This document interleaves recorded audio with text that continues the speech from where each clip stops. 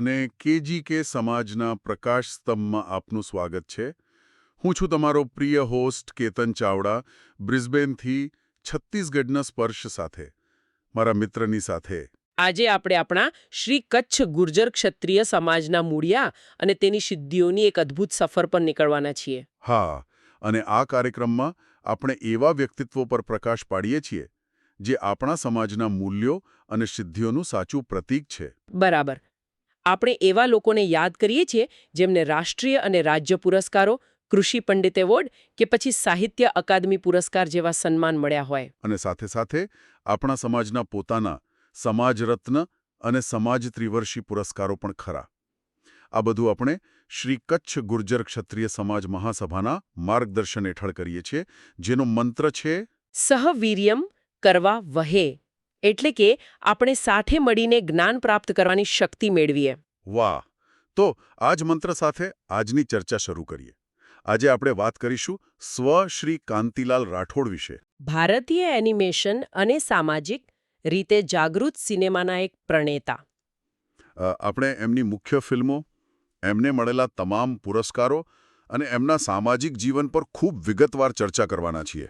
આ વિષય ખરેખર બહુ જ રસપ્રદ છે, કારણ કે એમની વાર્તા ફક્ત એક ફિલ્મમેકરની નથી, ઓકે, પણ એક કલાકાર, એક શિક્ષક અને એક સામાજિક ચિંતકની પણ છે. આપણા સોર્સ પ્રમાણે એમનો જન્મ 12 ડિસેમ્બર 1924ના રોજ રાયપુરમાં થયો હતો. રાયપુર, છત્તીસગઢમાં. હા, એમના પિતા શ્રી મોરારજી રાઠોડ મૂળ કચ્છના ખેડોઈ ગામના અને આપણા કેજીકે સમાજના હતા. પણ કાંતિલાલજીનો ઉછેર બંગાળી સાંસ્કૃતિક વાતાવરણમાં થયો, અને આ એક બહુ જ મહત્વનો મુદ્દો છે. બરાબર. ચલો આને જરા ખોલીએ. બંગાળી સાંસ્કૃતિક વાતાવરણ. એમના કામ પર એની શી અસર પડી?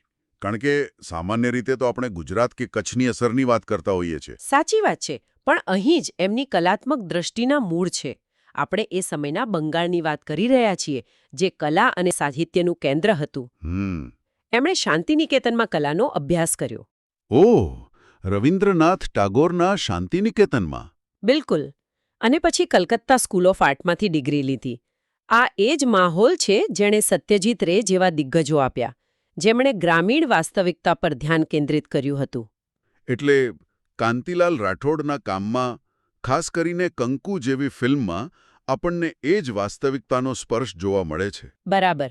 એ સમયે ગુજરાતી સિનેમામાં આવી ફિલ્મમેકિંગ શૈલી લગભગ અજાણી જ હતી. તો એમ કહી શકાય કે એમની કલાનું ઘડતર બંગાળમાં થયું, પણ એમણે એને વૈશ્વિક સ્તરે પહોંચાડી. આપણા સોર્સમાં એમના અમેરિકાના શિક્ષણનો પણ ઉલ્લેખ છે, શિકાગોની આર્ટ ઇન્સ્ટિટ્યૂટ. હા, અને એ પણ એક બહુ મોટો વળાંક હતો. એમની જ્ઞાનની ભૂખ એમને અમેરિકા લઈ ગઈ, જ્યાં એમણે ખાસ એનિમેશન અને કાર્ટૂન ફિલ્મ બનાવવાની તાલીમ લીધી. એનિમેશન એ સમયે? હા, અને ત્યાં એમના પર સ્કોટિશ કેનેડિયન એનિમેટર નોર્મન મેક્લેરનનો ઊંડો પ્રભાવ પડ્યો. નોર્મન મેક્લેરન. એમના વિશે કંઈક જણાવશો? મેક્લેરન એમના સમયના ક્રાંતિકારી કલાકાર હતા. એ કેમેરા વગર સીધા ફિલ્મ સ્ટ્રીપ પર પેઇન્ટિંગ કરીને એનિમેશન બનાવતા હતા. મતલબ એકદમ પ્રાયોગિક કામ. વાહ! કાંતિલાલજીને એમની સાથે થોડો સમય કામ કરવાનો મોકો પણ મળ્યો, અને એનાથી એનિમેશન પ્રત્યેની એમની સમજ જ મતલબ સંપૂર્ણપણે બદલાઈ ગઈ. અને અહીં જ વાત વધારે રસપ્રદ બને છે. એનિમેશન શીખીને ભારત પાછા ફર્યા પછી એમણે શું કર્યું? કારણ કે 1960ના દાયકામાં ભારતમાં એનિમેશન માટે કોઈ તૈયાર બજાર તો હતું જ નહીં. આ તો બહુ મોટું જોખમ કહેવાય. તમે સાચું પકડ્યું. એ ખૂબ જ હિંમતનું કામ હતું.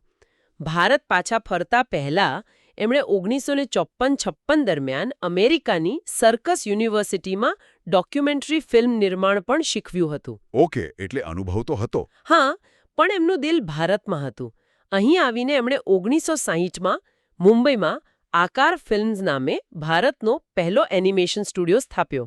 ભારતનો પહેલો એનિમેશન સ્ટુડિયો? હા, શરૂઆતમાં સંઘર્ષ તો હતો જ, પણ એમની પાસે એક વિઝન હતું. અને એ વિઝનનું પહેલું પરિણામ આપણા સોર્સમાં ક્લોવન હોરાઇઝન નામની એક શોર્ટ ફિલ્મનો ઉલ્લેખ છે. બરાબર. ક્લોવન હોરાઇઝન, જે 1965માં બની. એ એમની પહેલી મોટી આંતરરાષ્ટ્રીય સફળતા હતી. એ ફિલ્મ શેના પર હતી? એ ફિલ્મ બાળકોના ચિત્રો પર આધારિત હતી. એની ખાસિયત એ હતી કે એમણે બાળકોની કલ્પનાને, એમના આડાઅવડા ડ્રોઈંગ્સને જીવંત કરી દીધા હતા. ખરેખર આ તો બહુ જ અનોખો વિચાર છે. હા, અને આ ફિલ્મને શ્રેષ્ઠ ડોક્યુમેન્ટરીનો એવોર્ડ મળ્યો અને એન્સાઇક્લોપીડિયા બ્રિટાનિકા જેવી મોટી સંસ્થાએ એનું વિતરણ કર્યું. આનાથી સાબિત થયું કે ભારતમાં પણ વિશ્વકક્ષાનું એનિમેશન બની શકે છે. મતલબ એમણે ભારતમાં એનિમેશન ઉદ્યોગનો પાયો નાખ્યો. બિલકુલ. તો એનિમેશનમાં આટલી સફળતા મેળવ્યા પછી તેઓ એકદમ અલગ દિશામાં ગયા. એમણે એક એવી ફિલ્મ બનાવી જેણે ગુજરાતી સિનેમાનો ચહેરો જ બદલી નાખ્યો, કંકુ. આટલો મોટો બદલાવ કેમ? એનિમેશનથી સીધા ગંભીર સામાજિક ફિલ્મ તરફ? આ જ કાંતિલાલ રાઠોડની ખાસિયત હતી. તેઓ કોઈ એક ચોકઠામાં બંધાવા નહોતા માંગતા. કંકુ 1969 એ પન્નાલાલ પટેલની ટૂંકી વાર્તા પર આધારિત હતી. હા, પન્નાલાલ પટેલ. વાર્તા એક યુવાન વિધવા કંકુની છે જે સામાજિક દબાણો અને અપમાન સહન કરીને પોતાના દીકરાને એકલી ઉછેરે છે અને પુનર્લગ્નનો ઇનકાર કરે છે. મને યાદ છે, મેં નાનપણમાં મારી દાદી પાસેથી આવી વાર્તાઓ સાંભળી છે. એમના જમાનામાં વિધવા સ્ત્રીઓ માટે જીવન કેટલું મુશ્કેલ હતું. એ વિષયને 1968માં પડદા પર આટલી સંવેદનશીલતાથી બતાવવો એ પોતે જ એક ક્રાંતિ હશે. બિલકુલ. અને એટલે જ વિવેચકોએ તેને ગુજરાતી સિનેમામાં પ્રથમ વાસ્તવિક તણખો એટલે કે the first real spark in Gujarati cinema કહી હતી. પ્રથમ વાસ્તવિક તણખો? હા, કારણ કે આ ફિલ્મમાં કોઈ મેલોડ્રામા નહોતો, કોઈ મોટા સ્ટાર્સ નહોતા. હતી તો માત્ર કાચી વાસ્તવિકતા. કંકુનું પાત્ર ભજવનાર પલ્લવી મહેતા. અદ્ભુત અભિનય હતો એમનો. અને જે રીતે કુમાર જયવંતે ગામડાને કેમેરામાં કેદ કર્યું હતું એ બધું અભૂતપૂર્વ હતું. એમણે સિનેમાનો ઉપયોગ મનોરંજન માટે નહીં પણ સમાજને વિચારવા મજબૂર કરવા માટે કર્યો.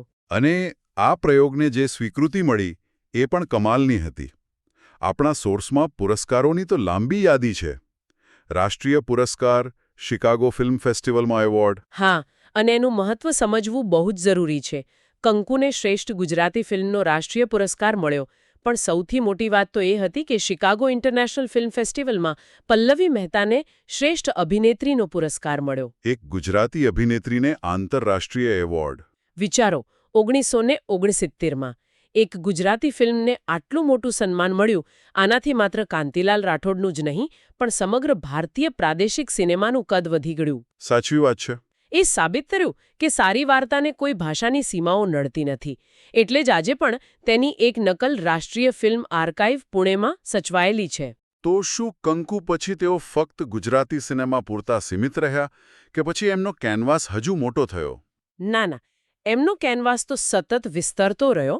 કંકુની સફળતા પછી એમણે હિન્દી સિનેમામાં પણ એટલી જ દમદાર ફિલ્મ બનાવી, પરિણય. પરિણય 1974માં. હા, આ ફિલ્મમાં શબાના આઝમી અને રોમેશ શર્મા જેવા કલાકારો હતા. અને આ ફિલ્મને રાષ્ટ્રીય એકતા પર શ્રેષ્ઠ ફીચર ફિલ્મ માટે નરગિસ દત્ત એવોર્ડ મળ્યો. વાહ! આ બતાવે છે કે તેઓ સામાજિક મુદ્દાઓને રાષ્ટ્રીય ફલક પર મૂકવાની અદ્ભુત ક્ષમતા ધરાવતા હતા. આ જ વાત મને સૌથી વધુ પ્રભાવિત કરે છે. એક તરફ કંકુ અને પરિણય જેવી ગંભીર ફિલ્મો અને બીજી તરફ ધી એડવેન્ચર્સ ઓફ શુગર ડોલ જેવી બાળકોની ફિલ્મ, જેને પણ શ્રેષ્ઠ બાળ ફિલ્મનો રાષ્ટ્રીય પુરસ્કાર મળ્યો. હા, આ એક ફિલ્મ મેકર તરીકે એમની રેન્જ વિશે શું કહે છે? શું તેઓ જાણી જોઈને અલગ અલગ જોનરામાં કામ કરવા માંગતા હતા? મને લાગે છે કે તેઓ પોતાને ફિલ્મ મેકર કરતાં વધુ વાર્તાકાર માનતા હતા. વાર્તાકાર. હા, જે માધ્યમ વાર્તા માટે શ્રેષ્ઠ હોય એ અપનાવતા હતા. બાળકો માટે વાર્તા કેવી હોય તો એનિમેશન, સમાજની વાત કરવી હોય તો વાસ્તવિક સિનેમા. એમણે સરદાર વલ્લભભાઈ પટેલ પર 1976માં એક મહત્વપૂર્ણ ડોક્યુમેન્ટરી પણ બનાવી હતી. ઓકે. એમની ફિલ્મોગ્રાફીમાં રામનગરી 1982 અને ડુંગરનો ભેદ 1985 જેવી ફિલ્મો પણ છે. આ વિવિધતા જ તેમને એક મહાન કલાકાર બનાવે છે. આટલી બધી રાષ્ટ્રીય અને આંતરરાષ્ટ્રીય સિદ્ધિઓ પછી ક્યારેક વ્યક્તિ પોતાના મૂળથી થોડી દૂર થઈ જાય એવું બની શકે છે. પણ શું કાંતિલાલજી સાથે પણ એવું થયું? આપણા સોર્સ એમના કેજી કે સમાજ સાથેના સંબંધો વિશે શું કહે છે? આ એમની મહાનતાનો બીજો પુરાવો છે. તેઓ જેટલા મોટા કલાકાર હતા એટલા જ પોતાના સમાજ સાથે જોડાયેલા હતા. એટલે એમણે ક્યારેય પોતાના મૂળિયાને ભૂલ્યા નહીં. ક્યારેય નહીં. સોર્સમાં સ્પષ્ટ ઉલ્લેખ છે કે 1972માં જ્યારે રાયપુરમાં કેજીકે સમાજ મહાસભાની સ્થાપના થઈ ત્યારે તેમની હાજરી એ સમાજ માટે ગૌરવની ક્ષણ હતી. વાહ. તેઓ માત્ર ત્યાં હાજર નહોતા રહ્યા, પણ પોતાના કામ અને ઉદાહરણથી સમાજમાં સામાજિક સુધારણા માટે એક મૌન પ્રેરણા બન્યા. અને એક રસપ્રદ વાત એ પણ છે કે તેમના કારણે સમાજમાં એક આખી નવી ઇકોનોમી ઊભી થઈ. મતલબ કે મનોરંજન ઉદ્યોગમાં રોકાણ. હા, આ એક અદ્ભુત સાઇડ ઇફેક્ટ હતી. કાંતિલાલ રાઠોડની સફળતા જોઈને કેજીકે સમાજના બીજા લોકોને પણ પ્રેરણા મળી. કોણ કોણ હતા એ લોકો? જેમ કે રાયપુરમાં ખમરાના જયરામ શિવજી રાઠોડે જયરામ ટોકીઝ ખોલી. ખરસિયામાં કુંભારિયાના વાસ્તા ગંગજી સાવરિયાએ ગોપી ટોકીઝ શરૂ કરી. અને રાયપુરમાં સમ્રાટ ટોકીઝ પણ. હા, સેનુગ્રાના મણિલાલ કુંવરજી લાલજી વાઢેરે સમ્રાટ ટોકીઝ બનાવી.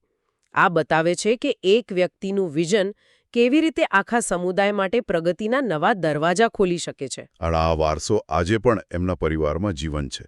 સોશિયલ મીડિયા પર એમના પુત્ર ડેવિડ રાઠોડ, જો અમેરિકામાં રહે છે, એમની એક કમેન્ટ છે. હા, મેં પણ એ વાંચી છે.